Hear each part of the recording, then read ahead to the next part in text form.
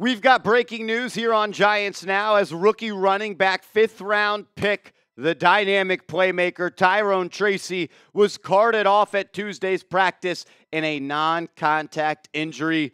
And it is always bad news when you're talking about a player being carted off at practice. Don't want to assume what happened, but I'll give you the play-by-play. He was returning a kick. He muffed the kick. He went to pick it up, and then a non-contact injury happened. He left on a cart with his leg in an air cast. Unfortunate news, as he was going to be a major piece of this team, but I really just care about how the human feels, how the person feels, and I hope he's all right. I hope he's not in too much pain, and hopefully it is not the worst-case scenario. Dan Duggan of The Athletic says looks like a major injury for rookie running back Tyrone Tracy. He muffed a kickoff, and his right ankle lower leg appeared to buckle as he reached for the ball. They immediately put on an air cast on his right leg and carted him off. Art Stapleton, who covers the Giants as well, says this: tough scene at Giants practice. Rookie running back Tyrone Tracy just went down on kickoff. Looked like his right ankle. They've got the equipment for an air cast. Cart is out. Duggan also adding an update just moments ago, saying an update from the Giants on Tyrone Tracy. Running back Tyrone Tracy sustained an ankle injury and will be undergoing further imaging at HSS Hospital for special surgery for a more comprehensive evaluation.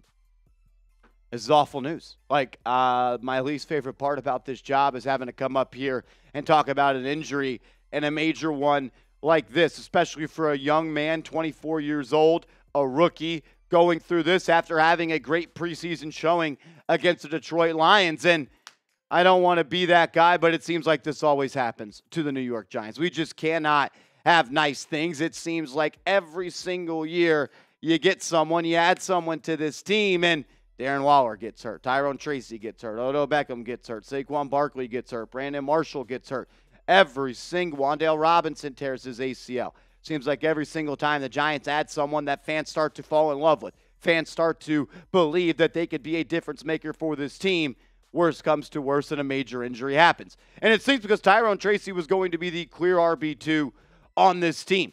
Multiple beat reporters said at training camp that it was his job to lose in the preseason, and he did not lose it in his one showing where he was awesome. 5 carries for 26 yards, and he had 23 yards after contact. He looked good, and we knew that he was going to be a guy that could not just be someone that runs in between the tackles, but was a big play threat, a guy that could be a playmaker out of the backfield, as he does have that history where he was a college wide receiver before changing to a running back. And I know he's a rookie, a little bit older of a rookie, 24 years old. I just feel awful for the human, for the guy Tyrone Tracy. Prayers up for him, hoping the best, and maybe, some good things come out of the imaging from the hospital. But, man, anytime it's a non-contact injury and the cart's got to come up at practice and take you off, it's usually never a good sign. I'm disappointed. I'm devastated, and I actually just feel horrible for the young man. What does this mean for the team? Eric Gray, you're going to have to step up. Dante Miller, who's dealing with a hamstring injury of his own, he's going to have to step up. The Giants signed a running back, Lingard, just yesterday. He's going to have to step up. And maybe another running back will be added to this football team as we continue to monitor the injury for Tyrone Tracy. Just show him some love. Type his jersey number 29. Maybe his family comes across this video. Maybe he ends up watching this video. Make him feel the love in the comment section. Injuries suck. They're a part of football, but they are never easy to deal with. And I just feel bad for the dude. Type those 29s and show our guy some love. On a little bit of a brighter note here, Malik Nabers seems to be okay. Nabers ended up hurting his ankle at practice on Sunday. He limped off. Then he did an interview with Kay Adams after, which made me feel like he was okay. Did not practice on Monday. Did not practice again on Tuesday, but he was on the sideline in his gear as he was watching. Brian Daboll said Nabers is good, and also that this is not going to be a long-term injury for him. And that is really the best-case scenario you can hear. And Nabers actually spoke to the media today, and he was asked that, is he going to be ready to play week 1? He said, there is no doubt about that. But good to see Nabers somewhat at practice. They did not actually participate, watching on the side, but you hear from his head coach that he's all right, and it's not going to be a long-term injury. That means they went through some testing finally, and it seems like everything was A-OK. Dan Solomon, who works for the New York Giants, says this on Twitter. Malik Nabers said he feels good, and it's nothing serious. He has no doubt for week 1 if he will play. He thought it was no big deal when it happened, but then wanted to get it checked out. It was a relief when tests didn't show anything, and that's probably the best case scenario for the New York Giants, as we have some NFL breaking news here. Vikings rookie first-round pick J.J. McCarthy is expected to undergo knee surgery that will determine how much time he will be sidelined. McCarthy complained about knee soreness over the weekend and underwent an MRI on Monday night. So some league news there. Injuries hitting every team in the NBA and NFL, J.J. McCarthy to undergo knee surgery as well. But let's bring it back to the Giants. Nabers should not play in the preseason. I don't care if he's 100%. I don't care if he's not in pain. Put the young man in bubble wrap, put him on ice, and have him ready to go week 1 against those Minnesota Vikings. I've seen enough. The dude's a beast. The dude is special. He's going to be a dog in the National Football League the moment he steps onto the football field. The chemistry's already built with Daniel Jones. What you can gain from now until week 1 is not worth the risk of him furthering that ankle injury and making it something that bothers them all season long, or another injury popping up. And I get it. It's football. Injuries happen. But you can also be smart. You can also do your best as a football team to keep your players out of harm's way. And I think that what the Giants should do is have Malik Nabers rest up until week 1. And then when they do play the Minnesota Vikings, let other receivers on this team get an opportunity. Let's see Jalen Hyatt get an extended look with Daniel Jones as he is expected to play against the Houston Texans. Wan'Dale Robinson, let's see him. Let's see that battle of Isaiah Hodgins and Allen Robinson work out. Does Miles Boykin have anything in special outside of special teams to give to this team? Will Bryce Ford Wheaton finally pop like everyone thinks he is? And can Gunnar Olszewski and Isaiah McKenzie show you anything besides being a special team specialist? I don't need to see Malik Nabers play. Let's just make sure he's ready to go week 1. What do you think? Should the kid, the special playmaker out of LSU, should he play in the preseason? Type P for play, type R for rest. Let me know your thoughts.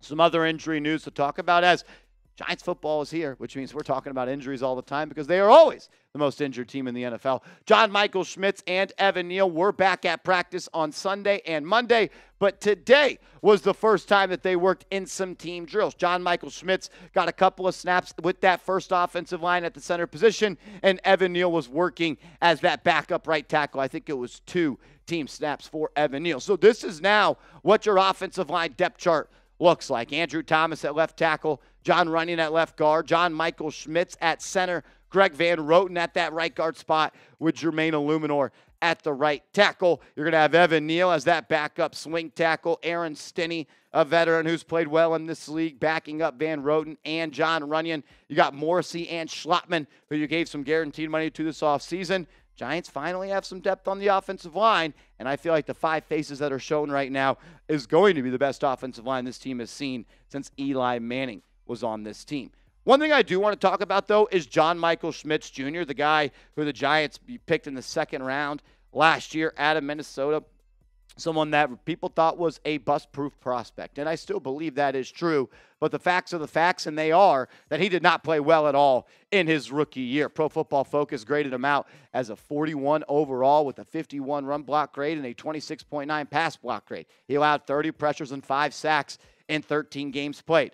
Do I believe in him? Yes. But as a 25-year-old entering year 2, he needs to be ready to go, and he needs to make an impact. And if he can be the player that all of us thought he was going to be coming out of college, it could take this offensive line to a new level. Hopefully, Carmen Brasillo could tap in and help the young man become an elite player like we all believe that he can be. We've got more injury news to talk about coming up in a second. But first, go to chatsports.com/Burns. That is chatsports.com/Burns, and get your Brian Burns jersey today so you can be suited and booted for week 1 as the Giants try to go 1-0 and beat the Minnesota Vikings. Dan Solomon again tweeting this out, some injury news. Brian Daboll said Drew Lock is doing a lot better and they could still use him this week. There was some concern after Ian Rappaport tweeted out that he could miss a couple of weeks. Giants never went that far and said that. Daboll did say they could go out and sign a quarterback if it was serious. Sounds like it is not, and sounds like Locke could even play in the preseason this Saturday, or this Sunday, against the Houston Texans. Dan Duggan of The Athletic doing a good job of just outlining the rest of the injury report. Nabers dealing with an ankle, won't participate again, but Daboll said it's nothing long-term. Cornerback Drew Phillips is dealing with an ankle, will also be sidelined. Running back Dante Turbo Miller, a hamstring, likely won't practice today. And Lawrence Cager will be down for a while, according to Brian Daboll. With a groin injury, Daboll sounded very pessimistic about Cager's outlook. And I just feel bad for Lawrence Cager as well, because this was a guy that was starting to come into his own, a guy that was going to be someone that was a part of this roster and maybe a focal point of this offense. Brian Daboll praised him all spring long and into the summer sessions when he talked about Lawrence Cager was the guy that improved the most all offseason long. And now we haven't even gotten to see him at practice. He missed the first 2 weeks. He left practice on Monday, did not practice today, and sounds like he could be out for a while with that groin injury. So what does that mean for the tight end depth chart? Again, this is not my depth chart. This is the depth chart that comes from Giants.com. They have Theo Johnson at tight end 4. Theo Johnson is not tight end 4. He will be at minimum tight end 2 with Daniel Bellinger starting the season there. Look for Chris Manhertz to make this team as a blocking tight end. We saw Tyree Jackson make a couple of catches, almost a touchdown in that preseason game against the Lions. And Jack Stoll, who came over from the Eagles, he's a blocking tight end as well.